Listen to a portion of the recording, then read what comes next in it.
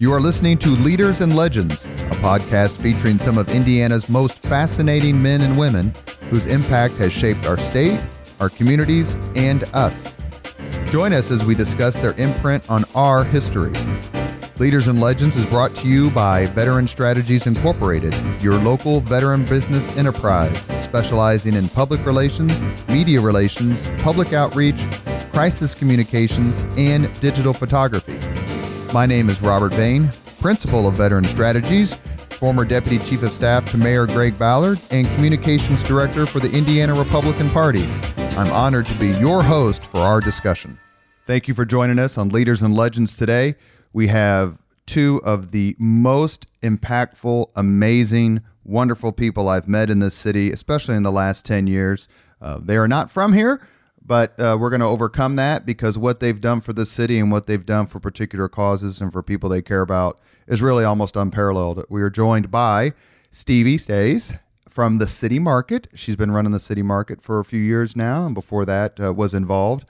I got to meet her while I was working for Mayor Greg Ballard.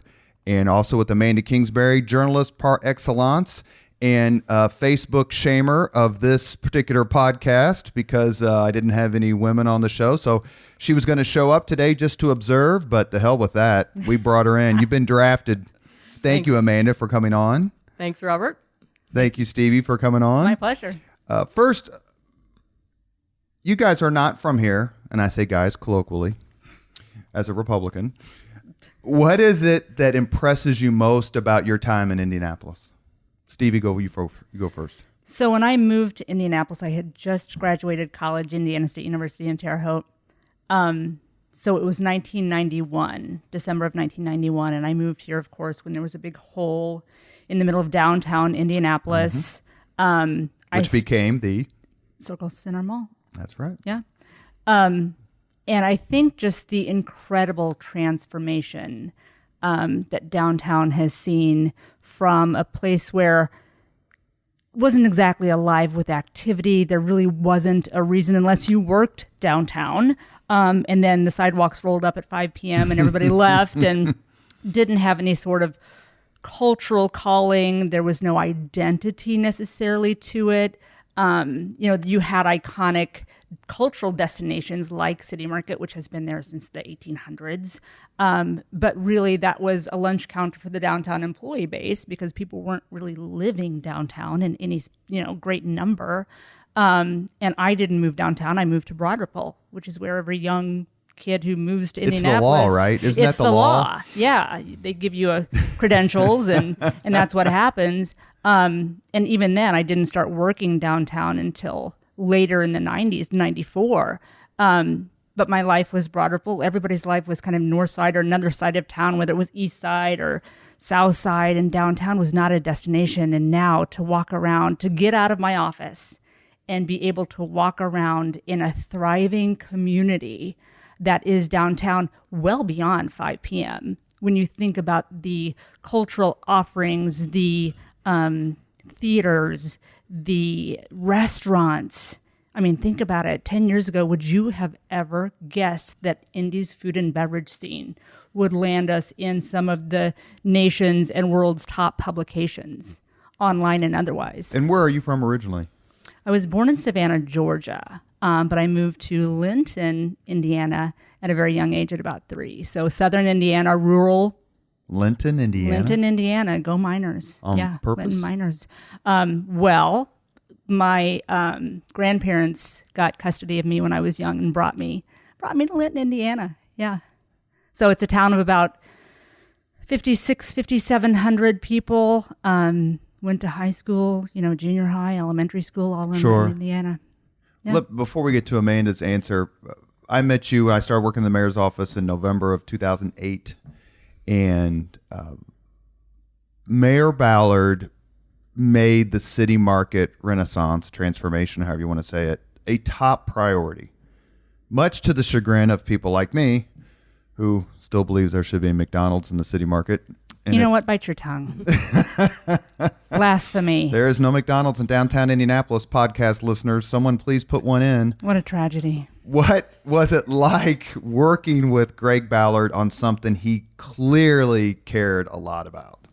Well, it was incredible. And the reason is because his support was palpable even when he wasn't in the office or talking with you about, his vision for the city market, which has just transformed the way people use city market. City market for the longest time was a very transactional destination. You went there Agreed. to buy lunch and then you left, or you went to get coffee and then you went to your office or whatever. And now it is one of those great democratic public destinations that people really use as their convention center or as their public space, not only to grab a bite to eat, but to work out, to just sit and have a meeting, to really relax and meditate for a minute, or to do yoga on the plaza. There are a million different uses, and there's the power of 10. There are at least 10 amazing things to do every day in City Market that, aside from just buying lunch or buying breakfast or having a beer in the tap room. And that gets one of the things where Ballard's experience overseas, he did not get enough credit for his travels. Yes. 23 years in the Marine Corps, you don't sit in the same place for, 2 decades. But he had been to Europe and been overseas in Asia, and he had seen all these places, and he had seen places like the City Market. And he goes, there has to be a gathering place downtown. And I think we also probably give credit to Wayne Schmidt, who I know made it Absolutely. a priority. Worked Yeah, really he was hard our on board it. president at the City Market at the time. And I think, as you were saying, it's that human interaction, that human connection, people engaging with people, perfect strangers or people from your office or friends that you know from somewhere else. It brought back to life at City Market that human engagement piece and moved away from the transactional, which is great to see. Again, people are using it as their space, their community center, if you will. That's exactly right, because when I was working in the clerk's office 2003, 4, 5, 6, you get your food, and sometimes you just bring it back to your office because you didn't have many options. So the transactional part of it, that makes perfect sense. Amanda, where did you come from before you moved here? Well, I grew up in Lowell, Indiana, which is not far from Chicago. So I've always identified with Chicago more than Indianapolis, and always felt superior to Indianapolis in that regard. Still do to this very moment? No, that's not true. But when I came here, it was 10 years ago, and it was from North Carolina. My daughter was born, and I'd gotten sentimental and wanted to come back and be closer to parents.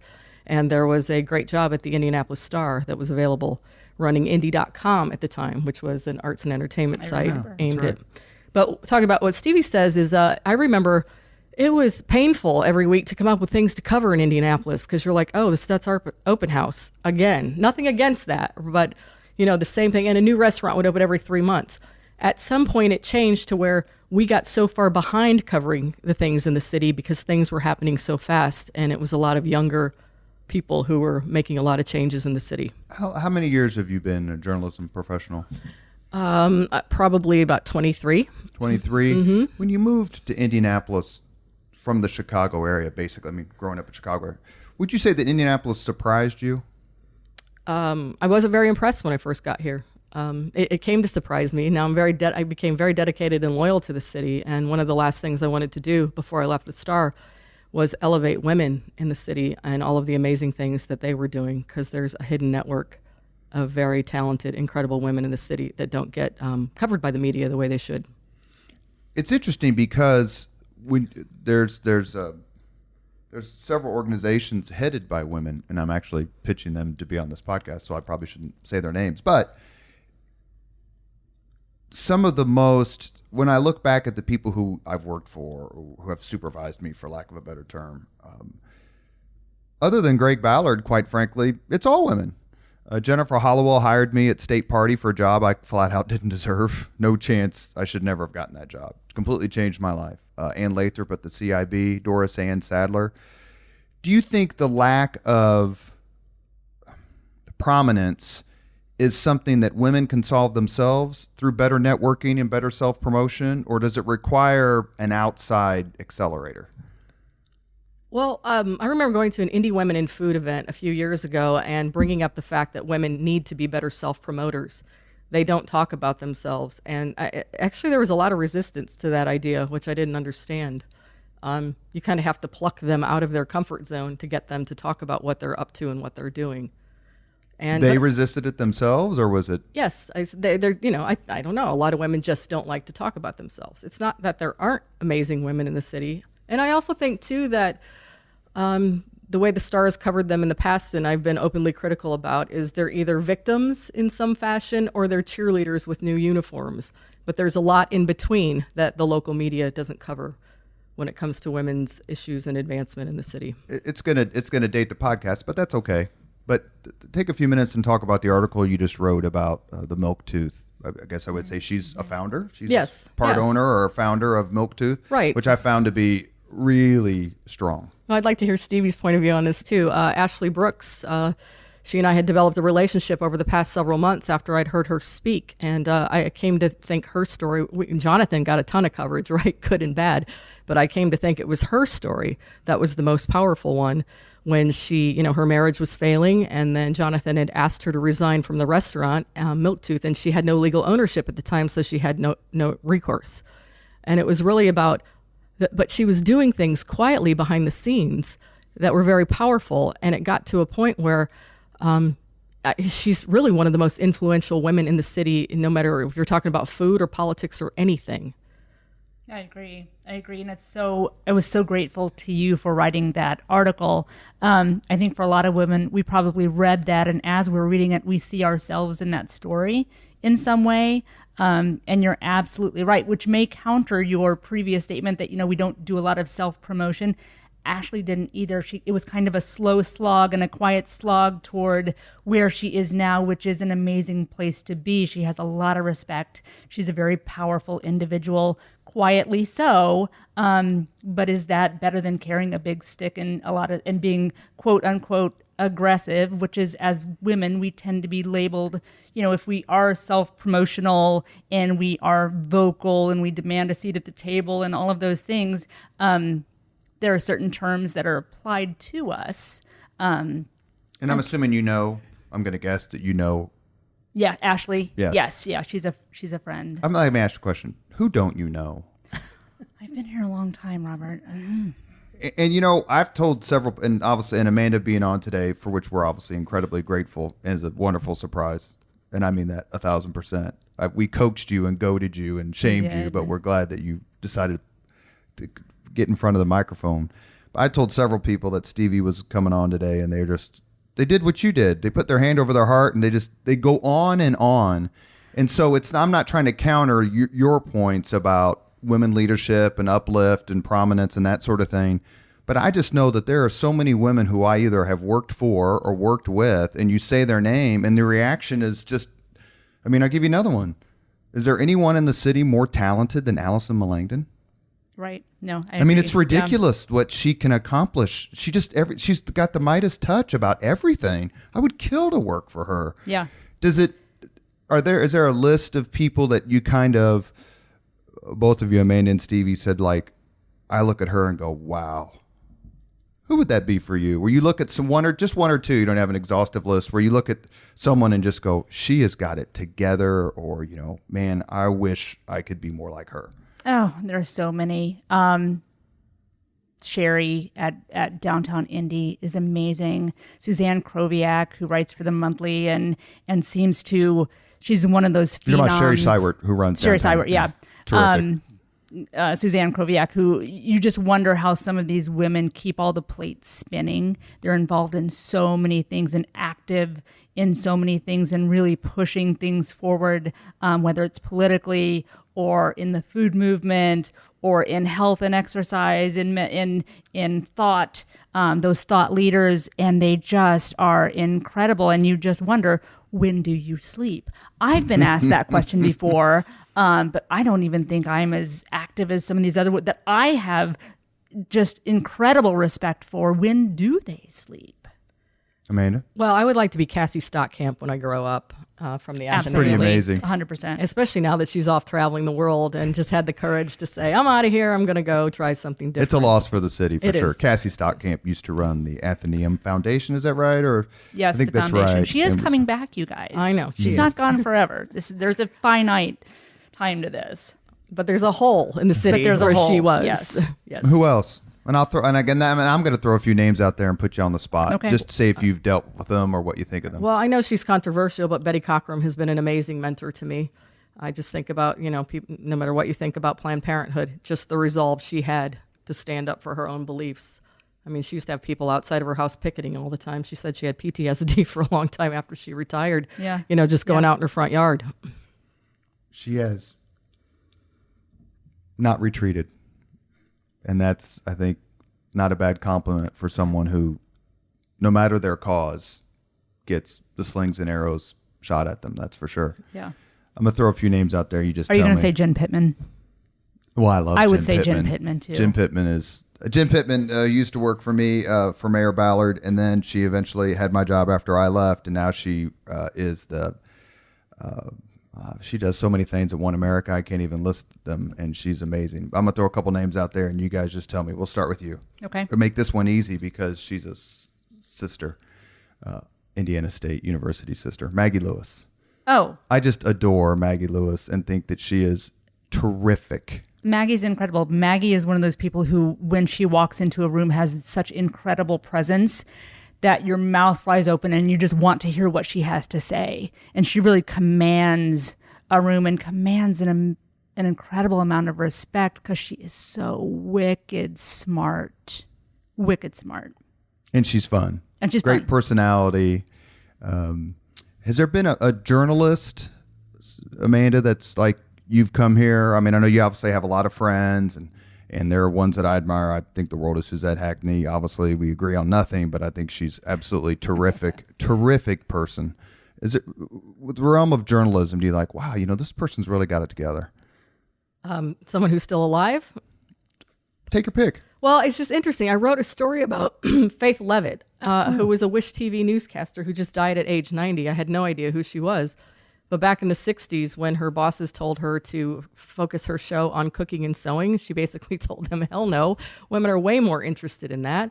And she, interviewed Jim Jones back before when he was just a charismatic preacher. And she would take off her heels to interview men that were shorter than her. But she stood up for women at a time when her bosses really thought women just sat at home and ironed all day and just wanted to hear what celebrities had to say. So I'm channeling her spirit in 2019. There's nothing wrong with that at all. I wanted to talk about another one who's someone who's certainly a pioneer when it comes to Indianapolis. And I don't know if you know her or not, so I don't mean to surprise you, but that's Yvonne Shaheen. Have you ever had any action with her? Because Yvonne actually sat on the City Market board for a time. She seems to me to be, pioneer is overused, but I mean, a singularly successful, remarkable, and respected female woman leader in this city. Yeah, I didn't deal a lot with her, and this was early days of City Market, but I do know that she may have even at one time been president. But I just remember, similar to Maggie, just having an immense amount of respect because she was a force. She was a force. You mentioned Indianapolis earlier, and we're here, Leaders and Legends podcast, hosted by Veteran Strategies. We're here with Stevi Stoesz from the City Market and longtime journalist Amanda Kingsbury. We talked a lot and with other guests about how amazing Indianapolis is. And for better or worse, Stevi, and I think it's better because of your heart, you're on the front line, so to speak, of downtown's fight with homelessness. Right.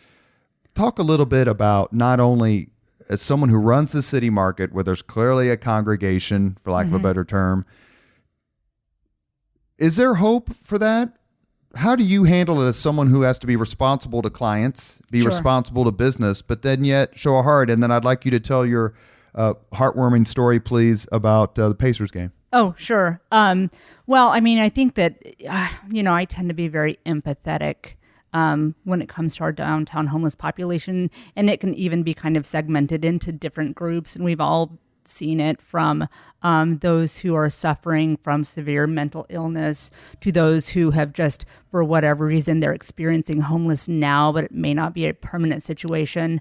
But you're right, in terms of kind of balancing what our market goers' expectations are, in addition to the merchants themselves, and kind of managing, it gets very nuancy. But, we kind of have some loose guidelines in terms of, we allow people, especially during the awful cold snap that we had recently, we certainly, like many of the shelters, pull up those rules about, how long people can kind of loiter and hang out and stay. We're very open. We're a public accommodations destination.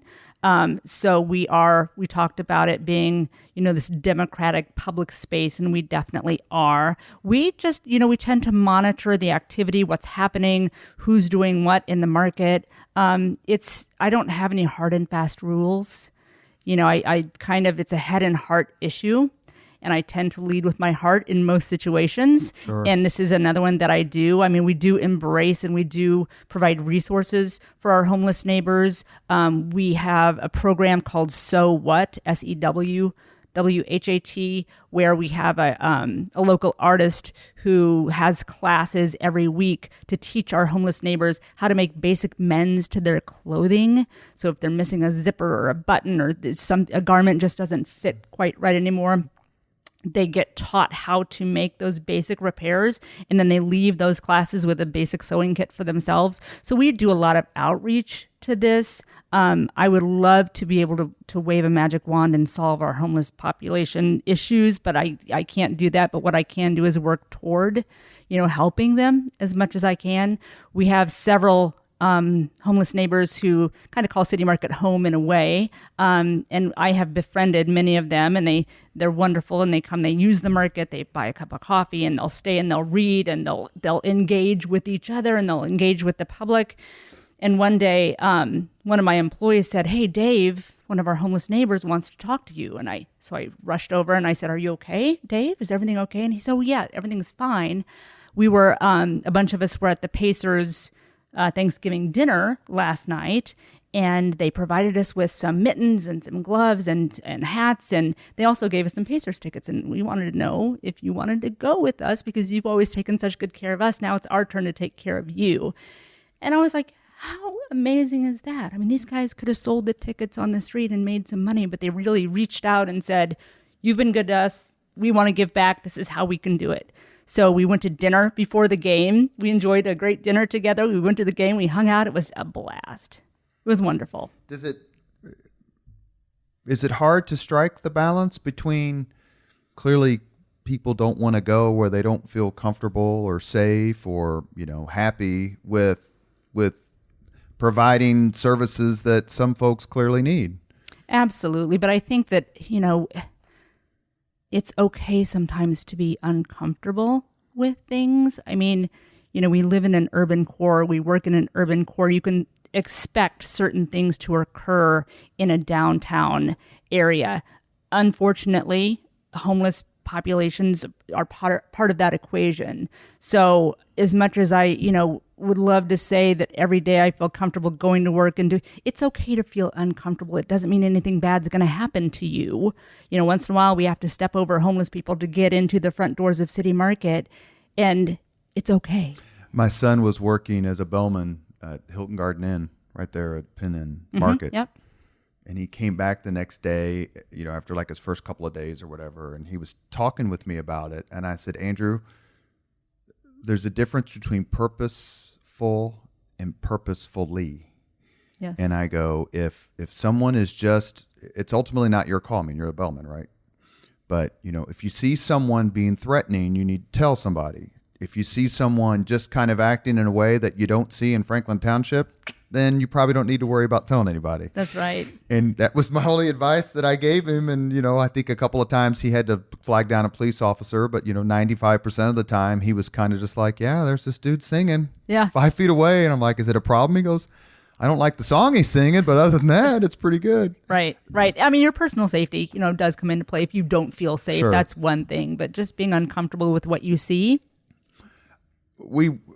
That's kind of a specific issue in a general series of problems or challenges facing the city. There's something else, and I don't want to put Amanda on the spot per se, but she's the expert in the room without getting specific, obviously. What is ailing journalism? Or is journalism doing just fine?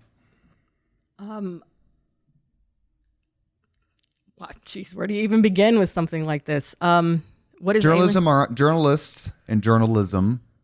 They're under fire these days, probably more than they've ever been. Obviously, you've been in journalism for decades. Now I work with journalists every day.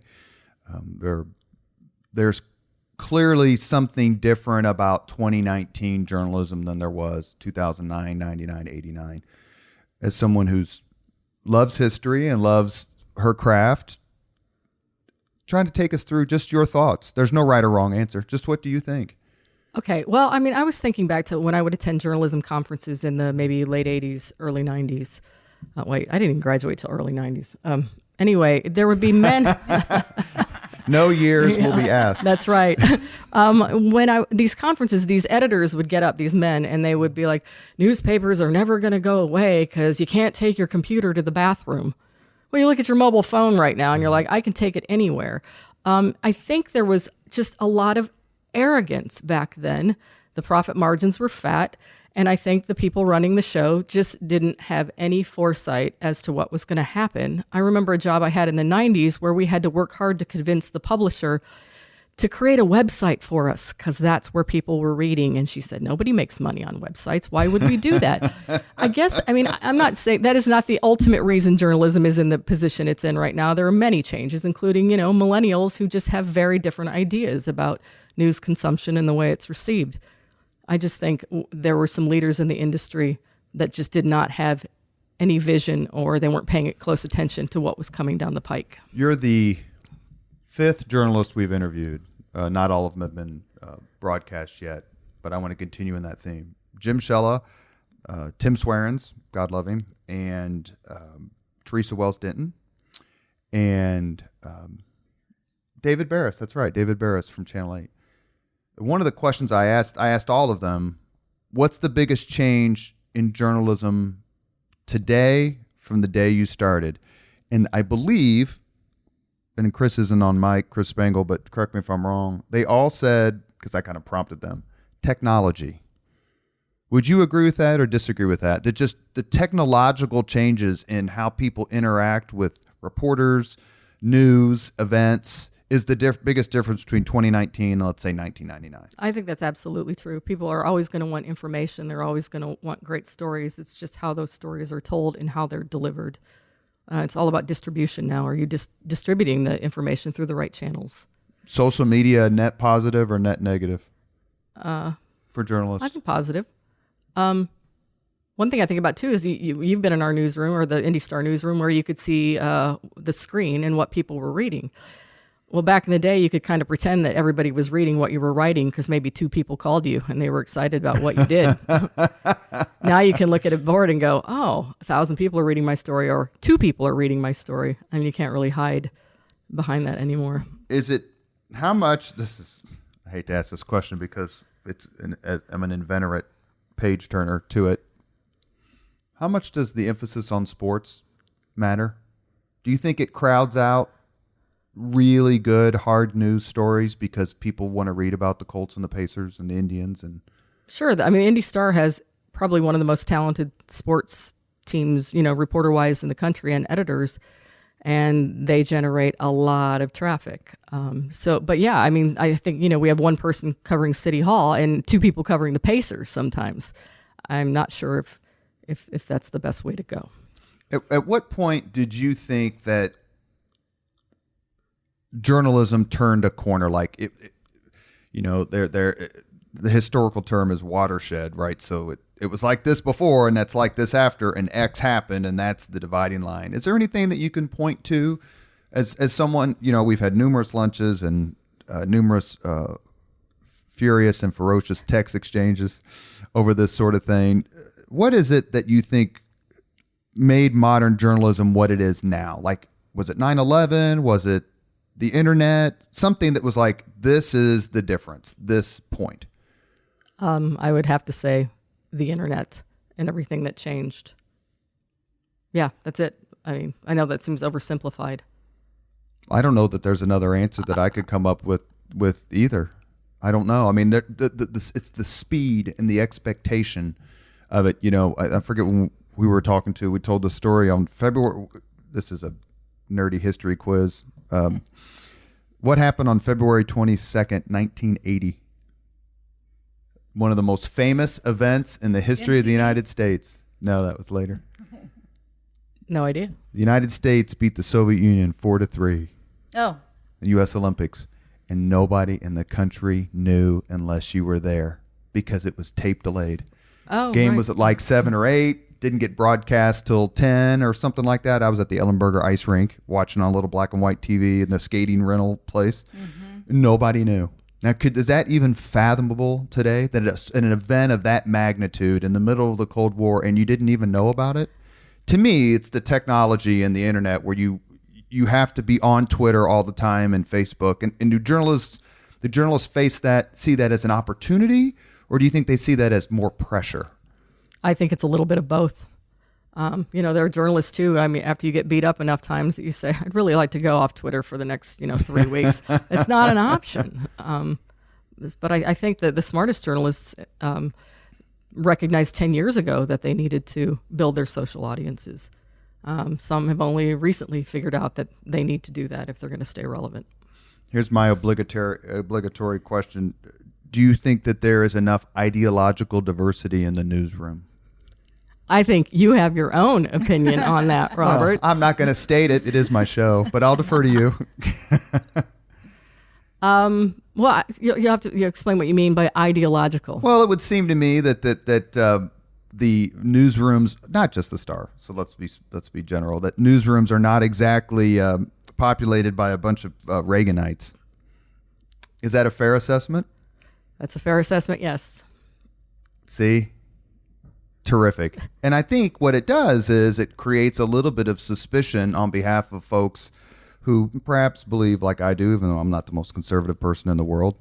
And that's feeding some of the issue that the mainstream media is having. Is that oversimplifying it, or am I just wrong? I think it is. And I think if you were in the rooms when reporters and editors discuss stories in fairness and balance, you would see that there's a much more thoughtful approach to these kind of things than you probably think. No, I think maybe it was Swearens we were talking to, Tim. I don't know that I've encountered a few times where the wording in a story was clearly like, okay, this wasn't written by, William F. Buckley. But I don't know that I've ever encountered a reporter just being non-receptive to something that I've pitched, coming from a Republican or conservative point of view, because that was my client, right? Whether it's the party or the governor or the mayor or whatever. I've never encountered that. So I think it can be overplayed. Now, Indianapolis isn't Washington, D.C., right? So that's completely different. I have a question for Stevie I've been wanting to ask you for a long time, and this is the perfect opportunity. Because I want to lead into something that you do that I find absolutely amazing. Speaking of being able to keep all the saucers in the air. Is the phrase, a dog is a man's best friend, sexist? I don't know if it's sexist. It doesn't make any sense to me as somebody who goes to, a lot of animal welfare conferences and conventions and these kind of things. And 99.9% of the attendees are women. And that's what I wanted you to talk about.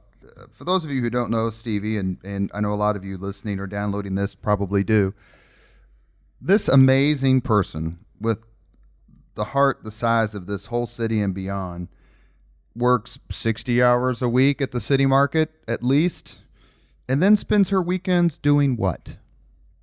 I do dog transport. And I volunteer for several groups, and there are groups nationwide that do this, volunteer groups. But dog transport, and sometimes the occasional cat or rabbit too, or turtle. But dog transport is an organization that plucks death row dogs primarily from southern states. They're in high kill shelters, and in order to save them, they come up to either foster care or a no-kill shelter or a permanent home, but they've got to get up here.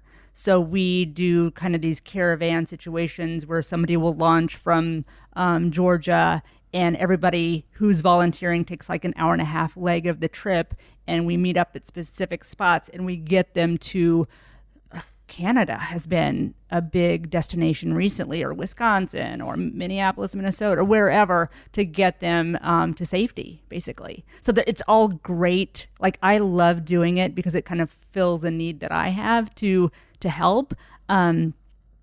but it's all the people are like, how can you do that? It's so no. These are all the best stories. These are great stories. They're great all pictures gonna too have when you happy post them endings. on Facebook. These It's- little faces, these animals. It's just such And a you work. soul. It's a 501c3. all of them are. All right. Well, Veteran Strategies is paying your fuel bill for your next month. Oh. So the next month, you send me your bill for gasoline for your weekend animal rescue travels. Fantastic. I've 'Cause got we one love Friday. you It's a here. Belgian Malinois. I'm really excited. That's awesome. Thank you. Well, I just, you look at other people and they do amazing things, and sometimes you think, why the hell am I not doing something amazing? I try to help veterans and veteran organizations for free as much as I can. I think that's the least that I could do. And obviously, Eastsiders have a blank check, and Right. which they frequently cash, which is wonderful, by the way. And I want to ask Amanda about living in Irvington. But I look at that stuff, and I'm just amazed at how you're able to pack so much into a week. And God love your husband, because he's right there next to you. He usually is, and he's up for anything. If I say, babe, we're gonna do this, yeah, okay, let's go, let's do that. Is living in Irvington, Amanda, the best decision you've ever made in your life? I think it is. Absolutely.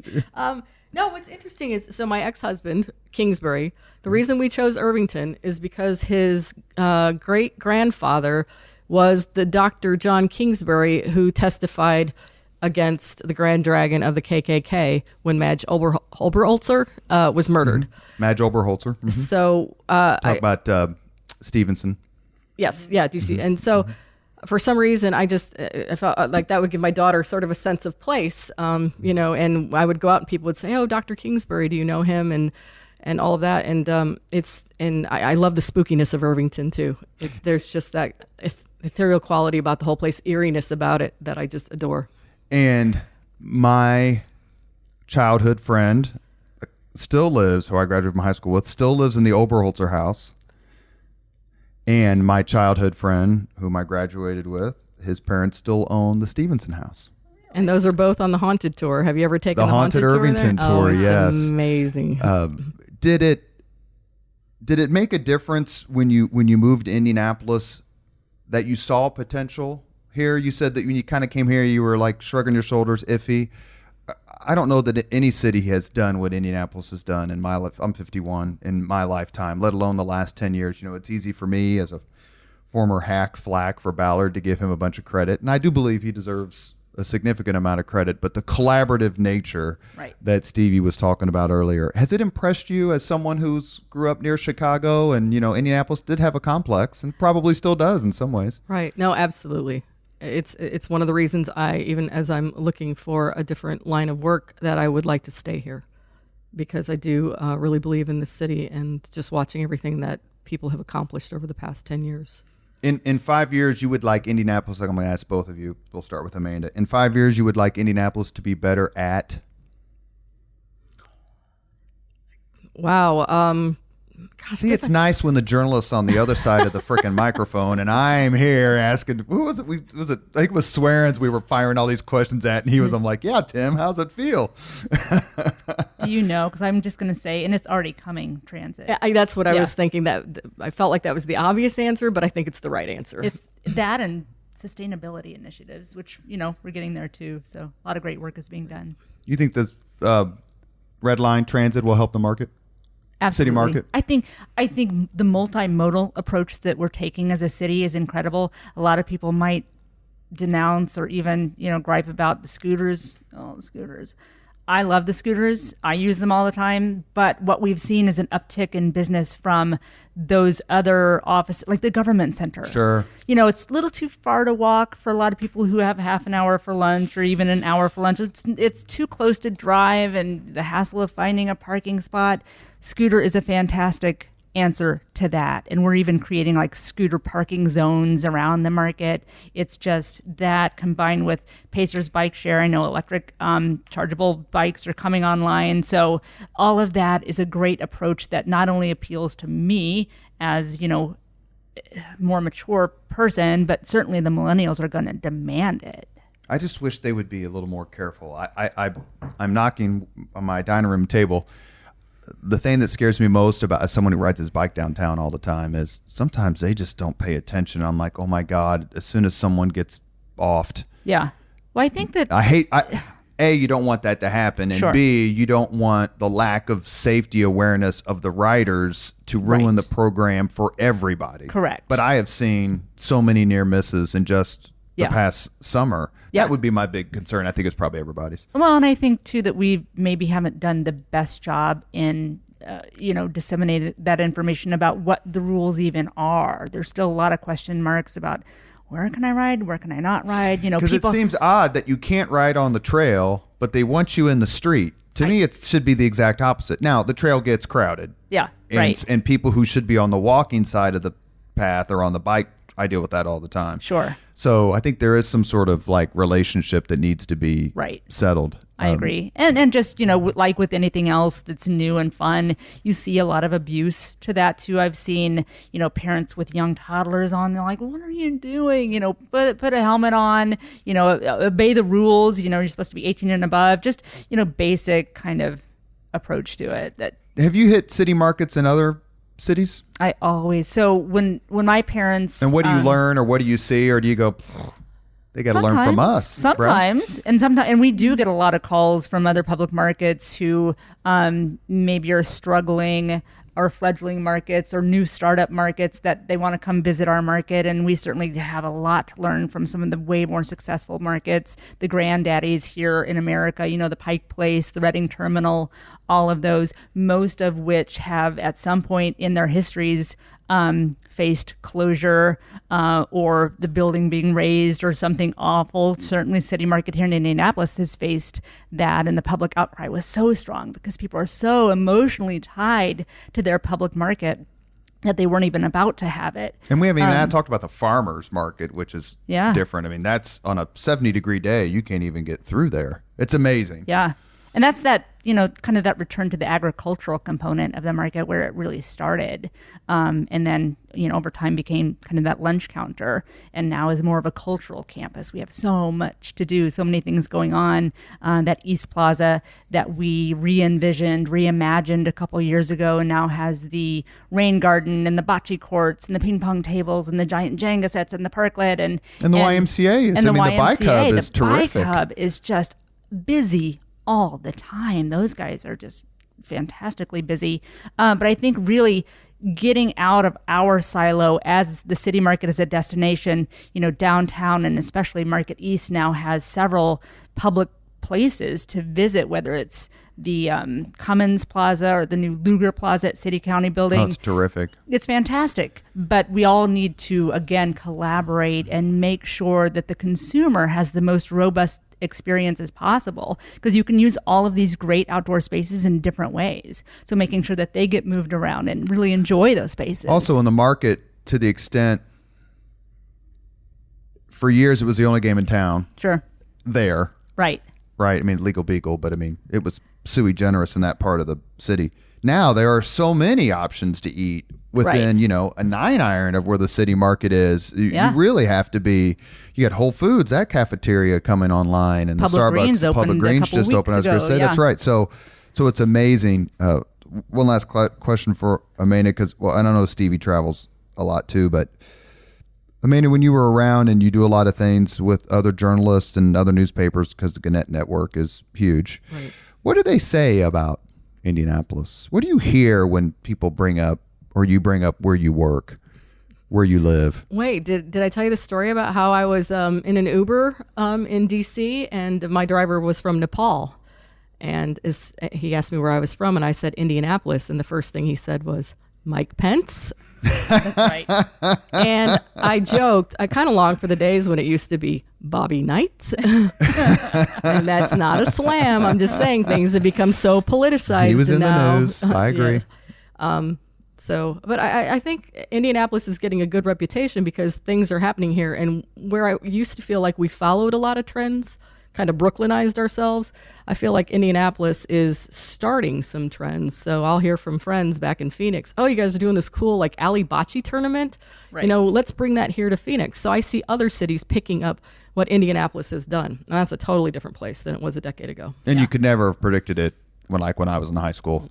I mean, the Pan Am Games had just left, but the Pan Am just left to go in the Army. But the Pan Am Games was, I think, forget who was someone, one of our, I think it was Bill Benner said that, the podcast that came out earlier, but the Pan Am Games changed so much. It was just this, and I don't even know if it still exists. Maybe it does, but at the time it was just huge. And it was just 35 or so years ago that the city had to have a telethon to keep the Pacers from folding. Right. That's right. And think about that, and think about 30 years after that, we hosted a Super Bowl and knocked it out of the park and created a template for every other city that has to hold a Super Bowl after us. That's right. We've come to the world famous, much copied 5-question segment of Leaders and Legends podcast. We're here with Stevi Stoesz and Amanda Kingsbury. And so I was not happy with my first question in the litany of questions, which was your first car, because the answers were kind of opaque. So we've changed that. So we're going to go, I ask you, Stevi, and then Amanda can answer, and we'll go through all 5. Okay. And so the new first question is, Stevi, what was your first job? Like out of college or in? No. Okay. First job that you got paid to do. Corn detasseling. Oh, God. It was awful, too. Who's your rite of passage? Right. But if you're from southern Indiana, and you grew up in a rural community, your first job's probably going to be corn detasseling. And there was a lot of camaraderie. You do it with all of your friends and the 3 that are in your class. You still have the calluses? It was terrible. Yeah. Yeah. And then I worked at a swimming pool. I was on the swim team from like age 3 until I was out of school. And I worked lifeguard for many years. Amanda? I worked for a landscaping company, and I got fired after 2 days, and my dad's best friend owned the company. Oh, no. What were you doing? Well, there were these big machines that I was unable to operate, and I was always bothering the other guys, because they were all guys but me, to please come help me operate this machine, thus taking them away from their own responsibilities. I got a good tan over 2 days, and hey, it's fun. What was your first concert, Stevi? Oh, it was terrible. I'm embarrassed to even say. Oh, we've had some doozies. It was Loverboy, and I can still. They're great. No, they were never great. Well, they're great. No, and I can remember distinctly being at this concert, watching Loverboy perform on stage, and the lead singer, whose name Mike I can't Reno. remember. Yeah. Had like the tight leather red pants on and a white T-shirt. And all he would do was like turn around with his back to the audience and shake his butt, and the crowd would go crazy. I'm like, are you people for real? Like, this is all it takes to get everybody super. This is just dumb. If you're on stage, that's pretty much all it takes. absolutely. It doesn't work for me at the City Market, but yes, on stage it could be a winner. Which year? Which album? Do you remember? Oh, Working for the Weekend, whatever that was on. I mean, it was in Terre Haute. It was at Holman So early Center. 80s, they were big. I get that. Yeah. I get that. Yeah. Amanda? My parents took me to see Eddie Rabbit when I was in 7th grade. I Love a Rainy Night. I Love a Rainy Night at the song. Star Theater in Maryville. What was the first concert you went to on your own? Night scratch? Ranger at the Pavilion in Chicago. Don't Tell Me You Love Me and That's Sister Christian. yeah, and exactly That's right. contemporaneous with Yeah, absolutely. Loverboy. If you could recommend, we'll let Amanda go first this time. If you could recommend any book for someone, to someone, so they could read it and be enlightened or feel smarter or anything, which book would you recommend? You know who I'm really into right now is Roxane Gay. And Who? I don't, for maybe I'm not familiar. she's a feminist author. She was based at Purdue for a while, but she left and went to LA. I would just recommend a couple of books by her, one called Bad Feminists and another one called Difficult Women. And I would learn. You would learn a lot about women's experiences that maybe they don't often publicly talk about, but a lot of experiences and thoughts that we might all share. Excellent. Stevi? Oh, I'm reading it now, and I can't remember the title. It's Brene Brown. Amanda's shaking her head. She knows who Brene Brown is. She writes about vulnerability and authenticity. and has had several TED Talks. But this book is particularly about, again, kind of building those resilient communities and that human interaction, that human connection, that human engagement. Wilderness, into the wilderness or out of braving the wilderness. Thank you very much. and how important it is to not only fill our own souls with that human connection and interaction, but that's how we kind of build and maintain these great communities with our friends and people that we know and love, and with social media and all of the, FaceTime that we get with our computers and with our phones and tablets and otherwise, making sure that we maintain that with our people. I'd also recommend Ferdinand the Bull. Remember the children's book?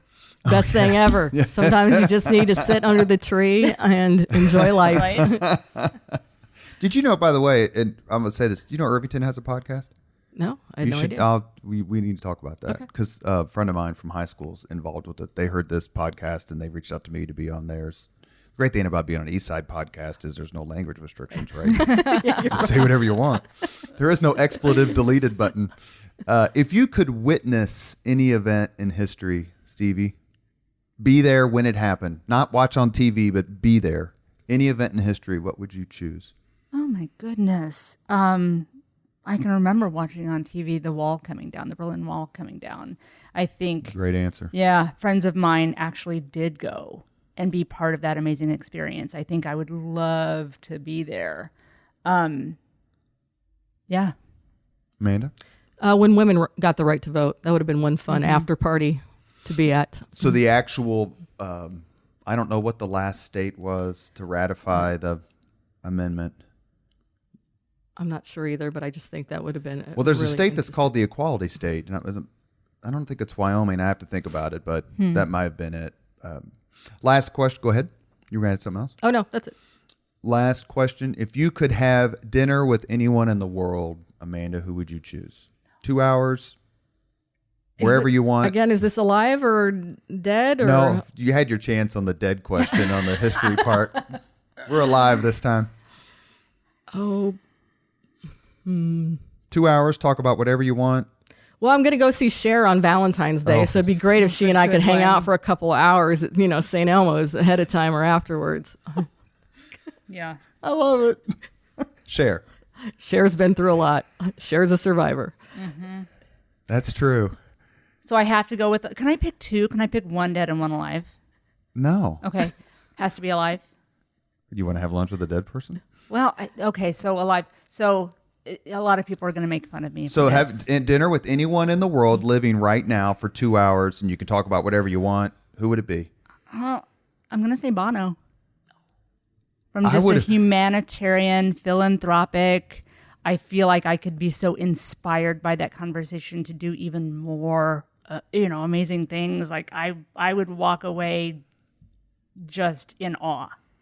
And when I call you Stevie and I'm placed on hold, what do I hear? You hear you too. Yeah. Have you heard about that private Facebook group for U2 fans where they take crotch shots of the band? I've heard of this. Yeah. I tried to find it. I couldn't find it. Okay. I know somebody who knows somebody. This vast audience of millions for leaders and legends, please help Stevie out on the crotch shot cam for future reference. It's been an absolute delight. I can't tell you how much I enjoy the friendship of both of you. You have both been amazingly kind to me in my good times and bad, and I'm very, very grateful that you have shown up today. Amanda Kingsbury and Stevi Stoesz, thank you very much. You know I adore you both. Thank you. My pleasure. Thank you very much for listening to Leaders and Legends, brought to you by Veteran Strategies Incorporated. If you want to contact us about this program or our menu of public relations services, please send us an email at robert@veteranstrategies.com. That's robert@veteranstrategies.com.